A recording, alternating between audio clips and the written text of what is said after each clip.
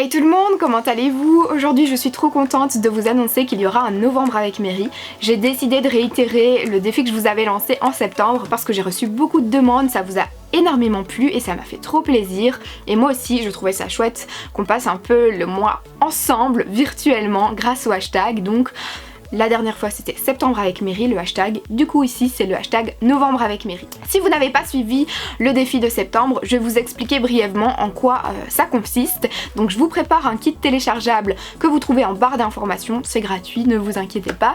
Ce kit, je l'ai préparé avec amour. Vous allez trouver un défi chaque jour durant le mois de novembre. Ce sont des défis réalisables, hein. Je vous ai pas demandé de décrocher la lune. Ce sont des défis qui sont un peu gérables avec tous les emplois du temps. Mais vous allez voir que je rajoute cette fois-ci des astuces par rapport à mon expérience, par rapport à ce qui m'aide moi quotidiennement. Le but, lorsque je vous ai lancé ce défi au mois de septembre, c'était d'être plus motivé, plus organisé, plus productif et de se motiver pour la rentrée. Cette fois-ci donc le but c'est un peu toujours le même, d'être plus organisé, plus motivé. Vous allez voir que ce mois-ci j'ai rajouté des défis mais également des petits exercices pour être moins stressé. Moi c'est ce qui m'aide au quotidien parce que c'est un peu mon combat, le stress au niveau d'être organisé, motivé et tout, je le suis, mais le stress c'est vraiment mon point faible. Donc je vous en parle un petit peu. Je n'ai pas vraiment la potion magique pour ça, mais vraiment ça m'aide, donc je me dis que ça peut vous aider également. Pour réaliser ce défi, vous allez avoir besoin d'un carnet, vous allez avoir besoin d'un réseau si vous voulez utiliser le hashtag novembre avec Mary pour qu'on se motive ensemble. Et bien voilà, il suffit d'avoir un réseau et n'oubliez pas que par exemple si vous utilisez Instagram avec le hashtag novembre avec Mary et que votre compte est privé, je ne sais malheureusement pas voir. Donc ce que vous pouvez faire c'est soit de le mettre en public en utilisant le hashtag, ou alors si vous trouvez si vous n'aimez pas ça, vous pouvez m'envoyer vos Insta privés quoi, en Insta direct ou je sais plus trop comment ça s'appelle. Donc vous voyez, si pas sur Twitter hein, ou sur ma page Facebook, voilà, tous les liens sont en barre d'informations. Et pour réaliser ce défi, vous allez avoir besoin de ce kit que vous trouvez en barre d'informations, mais sachez que vous n'êtes pas obligé de l'imprimer, vous pouvez comme moi, si vous aimez plutôt la version papier, mais si vous n'avez pas d'imprimante chez vous, si vous n'avez pas les moyens d'aller l'imprimer, sachez que vous pouvez le trouver en ligne, tout simplement en barre d'informations. La première page, c'est une page de garde, je ne vous apprends rien, je vous explique tout simplement pourquoi je réalise ce défi, comment ça va se passer exactement. Ensuite, la deuxième page, on a le novembre avec Mary, le défi, et maintenant donc je vais vous expliquer un petit peu en quoi consiste chaque défi de tous les jours. Le 1er novembre, c'est aujourd'hui donc que tout commence. Vous allez prendre votre carnet et vous allez écrire un peu le bilan de votre mois d'octobre. Qu'est-ce que vous en tirez de positif un maximum et qu'est-ce que vous trouvez qui serait bien d'améliorer. Voilà. Ensuite, le 2 novembre, mettre une citation positive en évidence. Alors en fait, soit vous la trouvez sur internet, vous la mettez sur votre fond d'écran de téléphone, comme ça vous l'avez toujours sous les yeux, soit vous l'imprimez, vous la mettez sur votre journal de classe si vous allez en cours, soit vous la mettez sur votre bureau si vous travaillez, enfin bref, vraiment mettre une citation que vous trouvez tellement inspirante et motivante qu'il faut l'avoir sous les yeux tout le temps. Deuxième jour, donc le 3 novembre, c'est observer 5 jolies choses, je vais y arriver, 5 jolies choses dans votre vie. En fait, c'est important de se rendre compte de certaines choses, on ne se rend pas spécialement compte de la valeur de tout ce qu'on peut avoir de joli, de beau. Et c'est vrai que quand on prend 5 minutes pour ça, on peut vite se rendre compte qu'il n'y a pas que du négatif et que bah voilà, ces 5 jolies choses, je les ai quotidiennement. Le 4 novembre, commencer une bucket list. Alors une bucket list, c'est quoi? Peut-être commencer par écrire 10 choses, hein. C'est des choses que vous aimeriez faire avant de mourir, tout simplement. Donc c'est ultra cool je trouve.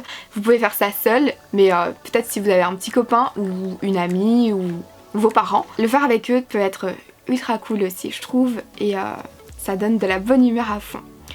Ensuite le 5 novembre, préparer le planning de la semaine, aller de l'avant et commencer sur de bonnes bases la nouvelle semaine. Le 6 novembre, chercher de l'inspiration. Ça peut se passer sur Pinterest par exemple. Je prends ça parce que c'est vraiment la référence, c'est un site où vous pouvez trouver plein de choses. Le 7 novembre, organiser un nouveau projet, un voyage ou autre. Il y a plein de choses qu'on aimerait faire. Ce sont des projets dans un petit coin de notre tête. Et avant d'aller dormir, en fait, on y pense, on s'endort. Et après, quand on se réveille, on se dit, je sais plus à quoi j'ai pensé, mais c'était ultra important hier soir. Je sais pas si ça vous arrive souvent. Et là, écrire votre projet, ça va vraiment vous aider.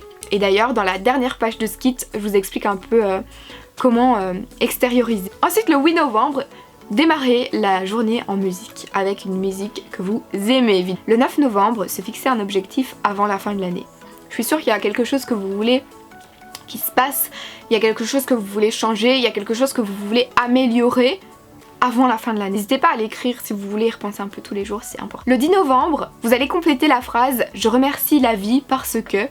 Vous pouvez écrire soit quelques lignes si vous n'êtes pas quelqu'un qui aime écrire et vous n'êtes pas inspiré, mais ça peut vraiment aussi être un texte, une lettre. Vraiment, ça peut être énorme comme ça peut être ridicule. Le 11 novembre, donner de son temps à un proche. Peu importe le nombre de minutes, le nombre d'heures que vous allez donner, passez du temps avec une personne que vous aimez. Le 12 novembre, c'est apprendre une nouvelle chose. N'importe quel sujet, tout ce que vous voulez, mais essayez de vous instruire juste un tout petit peu sur une chose sur laquelle vous vous interrogez, sur laquelle vous êtes passionné. Ça peut être vous tapez une question sur Google ou vous allez à la bibliothèque. Ensuite, le 13 novembre, se coucher plus tôt. Le 14 novembre, très important là je trouve, ne pas se trouver d'excuses. Ah mais non, je suis vraiment fatiguée. Ah mais j'ai vraiment pas le temps.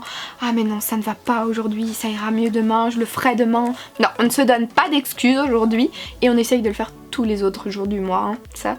Parce que il y a toujours moyen, quand on veut, on peut. Le 15 novembre, écrire ou décrire sa journée, comme vous voulez, faites-le à votre manière. Et toujours regarder qu'est-ce qu'il y a eu de positif, 3 belles choses dans la journée par exemple. Le 16 novembre, faire une photo qui représente pour vous la joie. Et à ce moment-là, n'hésitez surtout pas à la partager avec le hashtag si ça vous dit. Le 17 novembre, danser, bouger sur une chanson coup de cœur, se lâcher, extérioriser un peu tout ce qu'on a à l'intérieur, ça fait trop du bien je trouve de faire ça. Et vous pouvez le faire enfermé dans la salle de bain, que personne vous voit si vous aimez pas ça. Le 18 novembre, se reposer. Le 19 novembre, tester une nouvelle recette. Le 20 novembre, préparer la checklist de la semaine. Il y a sûrement plein de choses que vous devez faire. Et pour vous vider l'esprit, écrivez tout. Et au moins, vous allez commencer la semaine encore une fois de bon pied.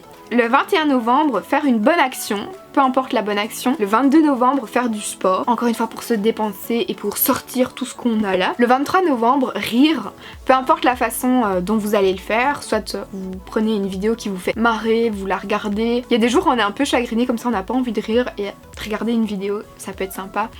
Le 24 novembre, se déconnecter au moins 1 heure dans la journée, donc je parle du wifi, de tout ce qui est réseau et tout ça. Au moins 1 heure j'ai mis. Donc ça va. Le 25 novembre, faire une promenade en plein air. Le 26 novembre, se préparer un bon petit déj. Alors ça peut être pour vous, mais n'oubliez pas les autres aussi, ça peut être cool. Le 27 novembre, fermer ses yeux pendant 5 minutes et relâcher la pression quoi, vraiment.